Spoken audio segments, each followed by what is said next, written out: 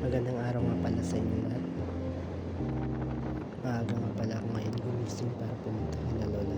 Naisipan ko kasi makipag-bonding kay lola para na rin maihatid ko yung gamot na pinabili niya sa akin. Kaya kung napapansin niyo, maaga pa. Medyo mahamog yung biyahe namin kasi alas 5 pa lang. Yata yan ang umaga, pag-alis namin. Ang lamig pala ng biyahe namin, buti na lang yung dala ko ng jacket. At habang biyahe kami, excited na ako makita si lola. Ayan o, napakakapal pa ng hamog.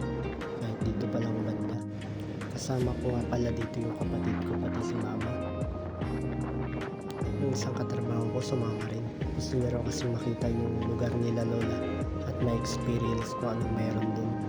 Medyo malayo-layo rin kasi yung biyahe namin. Medyo mabagal lang yung takbo namin dito. Inabot nga kami ng halos magdadalawang oras at pagdating nga namin, konting pahinga, nagpasama kami dito kay lola para maligo. And guys, sa aming tour guide, si lola guys. Nahihilihan namin pag gusto sa tubig.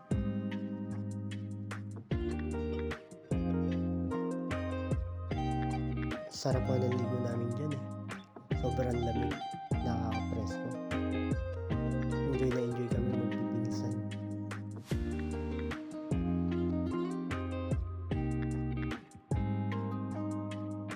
Namasyal nga rin pala kami dito sa taniman ni Lola si May. Napakaganda, ang dami niyang tanim.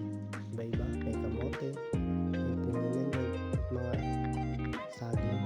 Na-amaze nga ako dito sa isang tanim ni Lola si May. Kasi first time ko makakita ng berries na ganito. Hindi ko alam kung anong tawag dyan, pero ang sarap ng kinain ko.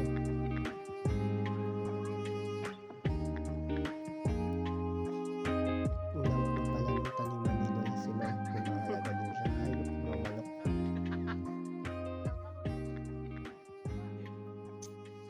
Dito nga pala sa pwesto nila ng bahay nila medyo liblib na. Kaya naglambing nga pala ako kay lola ng saglit. Ayan, pag uwi namin, ang daming pinadala sa aming mga saging. Ito nga pala sigarilyas at saka mga kalamansi. May kamote rin pala kaming dala dyan. Kaso hindi ko na nabidyohan. Dami nga naming dala eh.